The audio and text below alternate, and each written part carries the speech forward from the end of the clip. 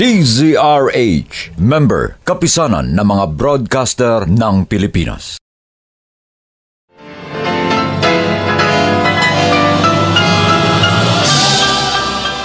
Buong karangalang inihahandog ng DZRH para sa bagong milenyo ang isa pang magandang dula mula sa panulat at direksyon ni Salvador M. Royales. May pangako ang bukas. Laging karugtong na ngayon ang nakaraan. Kapag sa nakaraan nagpautang ka ng masama, ngayon o bukas daratan kayo ng karma. Matagal kong hinintay ang araw nito, yung mabaligtad ang katayuan natin. At kinasiyan ako ng pagkakataon. Oras na ng aking paniningil. May pangako ang bukas. Kasaysayan ng mga kaluluwang lupaypay na ang pusong hapong-hapo sa tindi ng malabis na pagdurusa. Subalit sa kabila ng lahat, huwag kalilimutang paglipas ng isang dapit hapon ay sisikat ang araw na magsisilbing tanglaw sa sinumang tinakasan na ng kawalang pag-asa. Dahil sa likod ng mga hinagpis ay may naghihintay na ligaya. Sa bawat kabiguan ay may makakamit na tagumpay, laki pang pangarap na sa bawat himaymay ng laman ay muling mabuhay ang dugong nananalaytay sa mga ugat at unti-unting mauusal ang mainspirasyong mga katagang. May pangako ang bukas.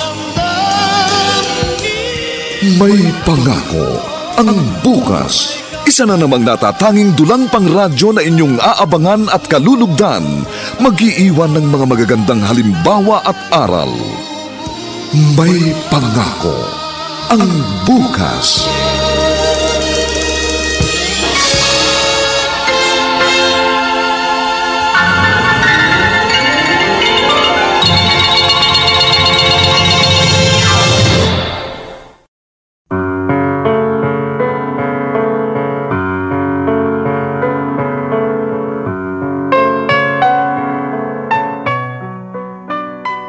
Magandang umagang muli sa inyong lahat, mga giliw naming taga-subaybay.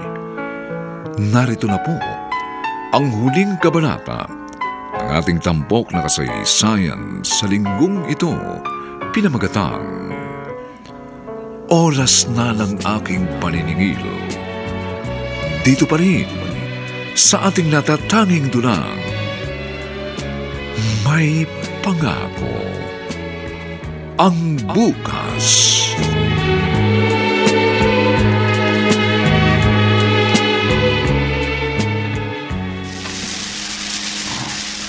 Bawal ang tricycle dito sa highway, pero bahala na.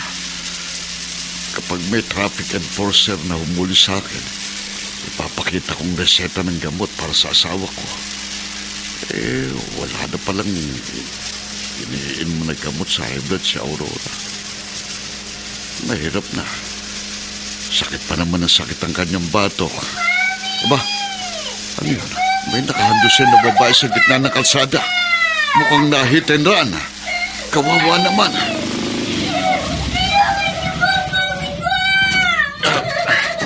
Ineng, ano nangyari? Nabugo po. Tapos po, mabilis po. Hindi po huminto yung nakabunggo. Tulungan niyo po, Mami. Sige. Tutulungan ko, Mami mo. Halika. Sumakay ka na rin dito sa tricycle ko. Diyan ka sa likuran ko. Kakapit ka mabuti, ha?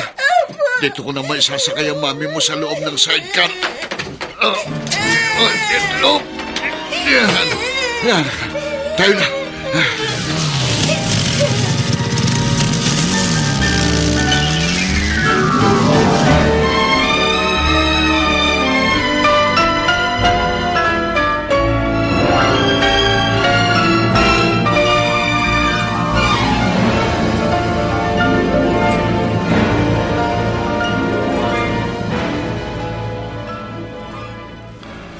Mama Ines? Bakit wala pa ho ang mag-ina ko? Gabi na. Abay, nagtataka rin ako, Russell. Kanina'y dumaan pa sila sa akin sa bigasan. Nagpaalam sila sa akin na magmumol daw. Tinatawagan ko sa cellphone pero out of coverage area. Naka. Nakapagtataka naman. Russell, sagutin mo nga.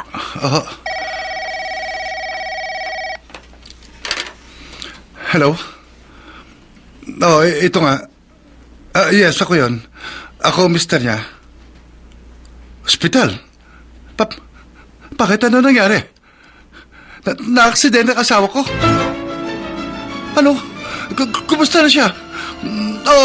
Oo. Pupunta kagad ako dyan. Bye.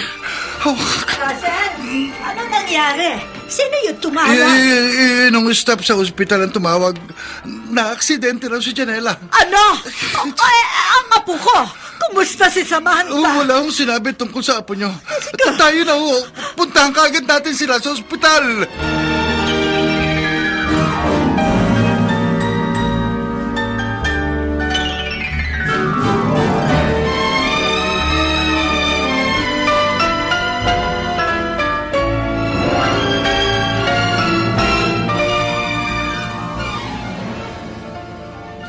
Ano ka ba naman, Arturo?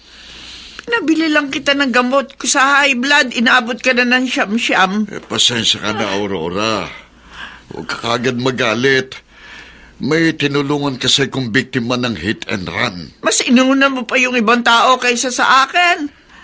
Papaano kung na-stroke na pala ako dito? Emergency nga. Nakakita ako ng isang babaeng nakahandusay sa gitna ng kalsada at may batang babaeng umiiyak, humihingi ng tulong. May dapat iba ang tumulong, hindi ikaw. Tingnan mo yung ugali mo. May sakit din ako Aurora, pwede ba magbago na tayo? Nakarma na nga tayo, hindi ba? Lagyan naman natin ng konting lambot ang puso natin. Ano nang nangyari doon sa babaeng inihatid mo sa ospital? Hindi ko alam. Nang madala ko sa may pintuan ng emergency, pinabahala ko na sa nurse. Inihabilin ko na rin sa gwardiya yung batang babae. Kasi nga, gusto ko kagad makauwit. Alam kong mainit na naman ang ulo mo.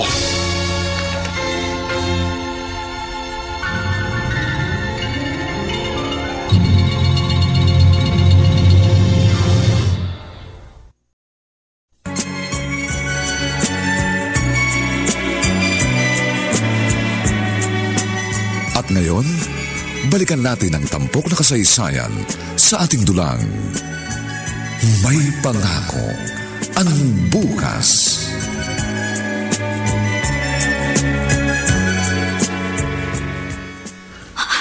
Russell, sigurado ka ba? Narito sa ospital na ito si Janela. Opo, Ma'am Ines. Malinaw kung narinig ang sinabi ng kausap ko. Ayun. Samantha! Si Mami po! Lola Ines, ang mami ko po!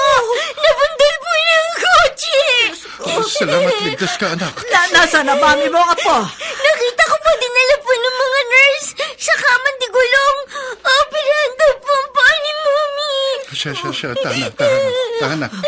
Narito na kami ng lola mo. Ano ba nangyari? Sumakay po kami ng taxi galing sa mall.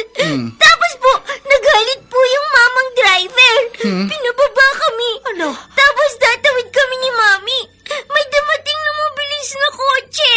Dapat ako mabundol ng kotse. Tinulak po ako ni Mami. Siya. Tahan na apo. Russell, may lumapit na nurse sa akin. Wala na raw tayong dapat ipag-alala. Ligtas daw ang asawa mo. Kailangan nga lang daw ikasta ang isang binti dahil yun ang napuruhan. Salamat po, Diyos ko. At ligtas ang asawa ko.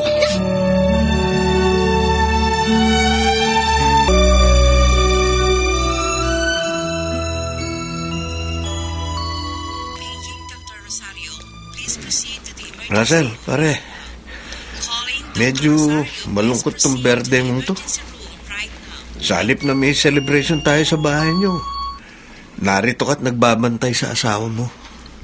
Oo nga, paring JC. Pero masaya na rin ako.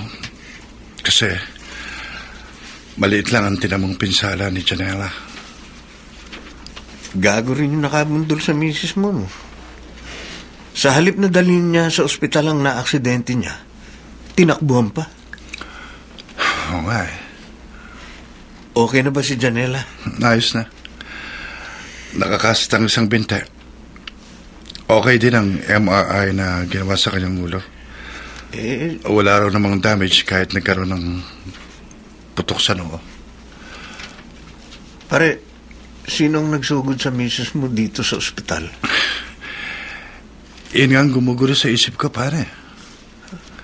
Sa logbook ng security guard dito sa ospital, isang Arturo Ganate raw ang nagdala rito kay Janela. At ang address na nakasulat sa logbook ng guard, yung address ng dating Scottish area na dinemolish. Yung dating lugar nyo? Oo. Naguguluhan ako eh. Ba't ka naguguluhan? Si Arturo Ganate ay walang iba kundi ang asawa ng taong kinipit ko. Siya ang asawa ni Aling Aurora na hindi ko nakalimutan ang kasamaan ng ugali. Kaya inipit ko mga papeles nila para wag silang maka-avail sa libreng pabangay para sa mga na-demolish.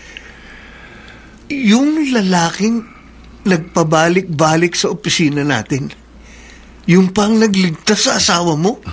Oo, pare. Kaya kanina pa ako hindi mapakali.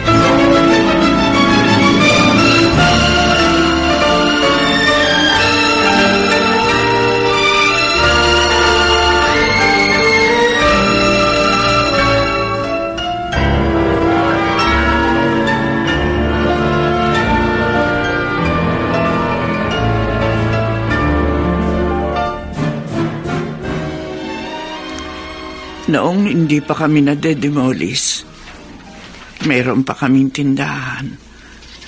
Kahit anong ulam ang maibigan ko, nabibili namin. Kahit naging napakamahal ng bangos, hindi ako nanghihinayang pag gumiling ang asawa ko ng sinigang na isda. Pero ngayon na nagdaranas kami ng hirap, eto, nagtitiis kami sa maliliit na galunggong dahil yun ang mura. Noon bumibili lang ako ng ganitong isda para sa mga alaga naming aso at pusa.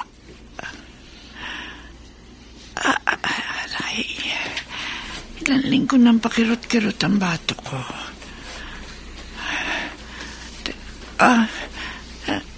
Nahihilo ko. Aurora! Ano ba yung kumalabog? Aurora! Aurora!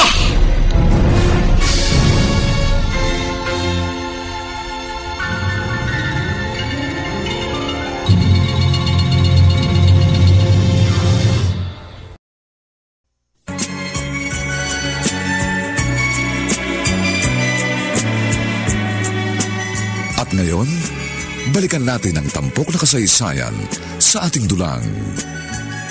May pangako ang bukas.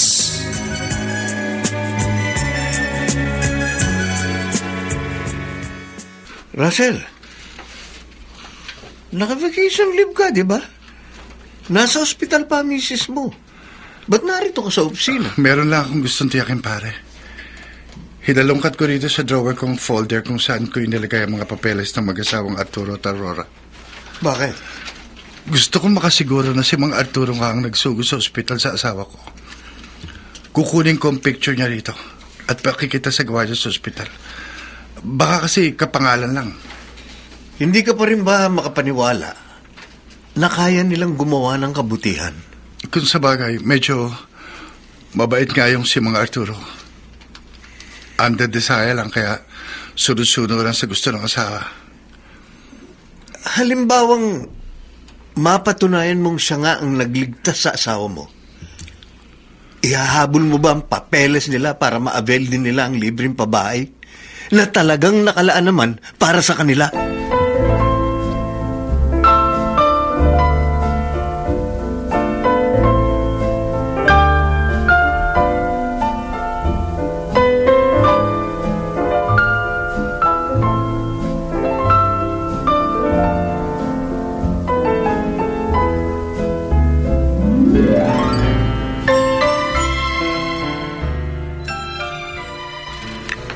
namang masama sigurong loob ng asawa ko. Kaya tumaas ng tumaas ang BP niya hanggang sa tuluyang ma-stroke. Ay, ang tricycle ang kauli-hulihang kabuhayan namin. Pero ngayon, kailangan ko itong ibenta para may pambayad kami dito sa ospital. Kahit ganong magagalitin ang asawa ko, mahal ko siya. Ayokong mawawala siya. Arturo? Ay, kayo pala, Engineer Russell? Ang totoo, galing ako sa inyong inupaang kwarto. Ipinagtanong ko kayo doon sa mga dating nakatira sa squatter. Bakit niyo ho ako hinahanap? Gusto kong magpasalamat sa inyo, Mang Arturo. Ha? Maraming salamat ho sa pagdadala niyo sa asawa ko dito sa ospital. Asawa mo ba yung babaeng na hit and run? Yung may kasamang batang babae? Oo. Anak ko ho yung batang babae. Hindi ko alam na asawa mo pala yun. Basta't nang makita kong nakahandusay sa kalsada, hindi na ako nagdalawang isip na tulungan. Salamat ho ng marami. Pero, bakit ho parang umiiyak kayo nung lumapit ako? Naka-confine ngayon dito ang asawa ko. Na-stroke siya. Masyadong dinamdam ni Aurora ang pagkawala ng aming bahay. Na nasundan pa ng, yun nga, hindi kami nakasama sa mga nabigyan ng libreng pabahay sa relocation site. At kahapon habang nagluluto siya, narinig ko na lang ang kalabog ng kanyang pagbagsak. Dito ko siya itinakbo. Kumusta na ho si Aling Aurora ngayon? Hindi mabuti. Hindi naman na-paralyze ang kanyang kalahating katawan. Naigagalaw niya ang mga paa at kamay niya. Pero tumabingi ang kanyang mukha. At nahihirapang magsalita. Makukuha pa ho yun sa therapy. Wala kaming pera. Katunayan, ihahanap ko ng bayar yung tricycle ko para may mabayad kami doon sa ospital. Dito sa ospital. Baka nga kulangin pa yun. Hindi nyo na ho kailangan magbenta ng tricycle, Mang Arturo. Oo. Tutulungan ko ho kayo. Totoo ba, Engineer? Russell na lang po. Galit lang po ako nung sabihin ko sa inyong tawagin niyo ako sa aking titulo. Sorry ho sa kagaspangan ng ugaling ipinakita ko sa inyo. Nauunawaan ko naman yun. Kahit ako, hanggang ngayon ay naaalala ko pa rin ang nangyari sa iyong amang si Rolito. At matagal kong isinumbat yun sa asawa ko. Mula ho ngayon, pag-aaralan ko ng kalimutan ang nangyari sa tatay ko. Pag-aaralan ko na rin hong alisin sa puso ang galit na matagal kong kinimkim laban sa inyong asawa. Nawalan nga ako noon ng ama. Pero ngayon, iniligtas niyo naman ang misis ko. Ginawa ko lang ang alam kong nararapat. Hindi ko alam na misis mong tinulungan ko. Bukod sa tulong na ibibigay ko sa inyo sa pagpapagamot ni Aling Aurora, ipinapangako ko rin po na makakahabol ang application ninyo para sa libreng bahay sa relocation site. Totoo? Opo. Magpapanibagong buhay kayo doon ng inyong asawa. At ako naman ho, magmo-move on na rin mula sa isang malungkot na karanasan. At sabay-sabay po tayong tatanaw sa isang masayang pangako ng bukas.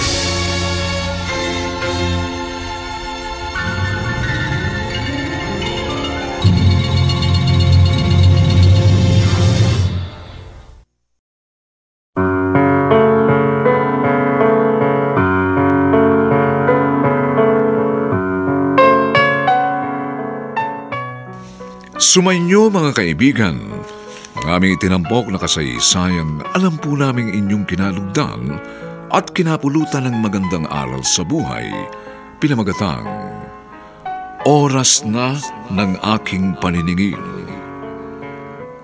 Samantala, inaanyayahan po namin kayong bisitahin ang FB page ng May Pangako ang Bukas. Nakahanda po kaming tugunan ng inyong mga mungkahi o suggestion para lalo naming mapaganda ang ating programa. Ang mga nagsigalap ay sina Rosana Villegas, Lionel Benjamin, Phil Cruz, Susan Robles, Olive Madideos, Wilma Borromeo, at si Bobby Cruz sa papel na Russell. Nilapatan ang tunog ni Jerry Mutiar. Sa musika ni Buboy Sanog. Superbisyong teknikal ni Eric Lucero. Ang kasaysayang ito ay mula sa panulat ni Alex Areta at sa direksyon ni Rosana Villegas. Ito pong muli ang inyong kaibigan June Martin Legaspi, nag-aanyayang sa susunod na linggo. Muli po namin kayong hahatdan ng isa na namang bagot na ibang uri ng kasaysayan. Dito pa rin sa ating natatanging dunang May Pangako ang Bukas.